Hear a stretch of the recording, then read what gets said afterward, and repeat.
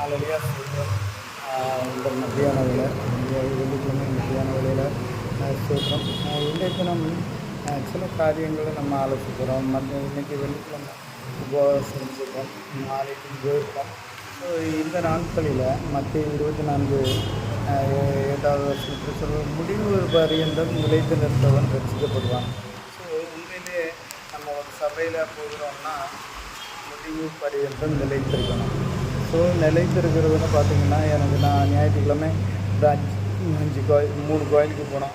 அந்த கோயிலுக்கு போயிட்டு அட்டண்டன்ஸ் வச்சுட்டு அங்கேருந்து தென்னையை பிடிங்கிட்டு அடுத்த சபைக்கு வருவோம். அங்கே ஊனிட்டு அங்கே ஒரு பிரசங்கம் பண்ணிவிட்டு அங்கே அடுத்த சபைக்கு இப்படி நம்ம இருக்கக்கூடாது. நிலவரப்படாமல் இருக்கிற நாட்களில் என்னெல்லாம் நமக்கு ஒவ்வொரு காரியங்கள் உபத்திரவப்படுறது, பகைக்குதல், காட்டி கொடுக்குதல், வஞ்சித்தல், அக்கிரமப்படுகிறதல், அன்பு தணிதல், இப்படிப்பட்ட காரியங்கள் நமக்கு இருக்கும்.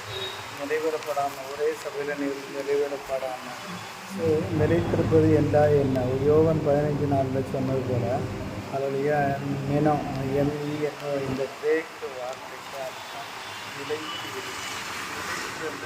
காலத்தில் நிலைத்திருக்கலைன்னா அதோடைய நம்ம டோட்டலாக அந்த காற்று அடிக்கிற பறக்கதை போல இருக்கும்.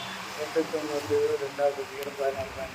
பார்த்திங்கன்னா காற்று அடித்தா எங்கேருந்து காற்று வருது, எப்படி வருது, என்ன காரியங்கள் நமக்கு தெரியாது.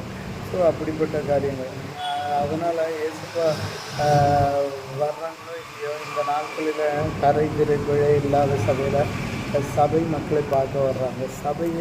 சபை யாருன்னா நம்ம தான் சபை. பரிசுத்தமாக குற்றமற்ற பிழையற்ற பரிசுத்தமாக இருக்கணுன்றது நம்ம தான் அந்த சபை. நமக்கு சபைக்கு ஏதாவது பிரச்சனைன்னா இயேசப்பா என்ன பண்ணுவார், அல்லது அவருடைய கண்மணிகளை தொடுகிற காரியங்கள் இருக்கிறது. ஸோ அதனால் முடிவு பரியந்தம் நிலைத்திருக்கிறது. இந்த முடிவு பரியந்தம் நிலைத்திருக்கிறது என்ன அப்படின்னு பார்த்தீங்கன்னா, இயேசப்பாவுடைய வருகை மிகவும் சமீபம்.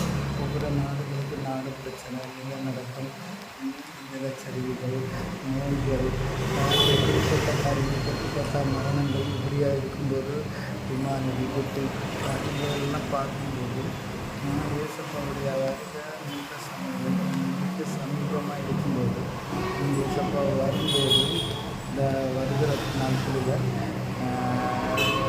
குற்றமற்ற சபையை அந்த கூட்டத்தில் நம்ம எடுத்துக்கொள்ளக்கூடிய சூழ்நிலையில் நம்ம ரெடியாக இருக்கோம். இயேசப்பா வரும்போது இந்த செய்தியை கேட்குற ஒவ்வொருவரும் நிலைவரப்படணும், எடுத்துக்கொள்ளப்படும் சூழ்நிலையில் எடுத்துக்கொள்ளப்படுவது சந்தோஷம்.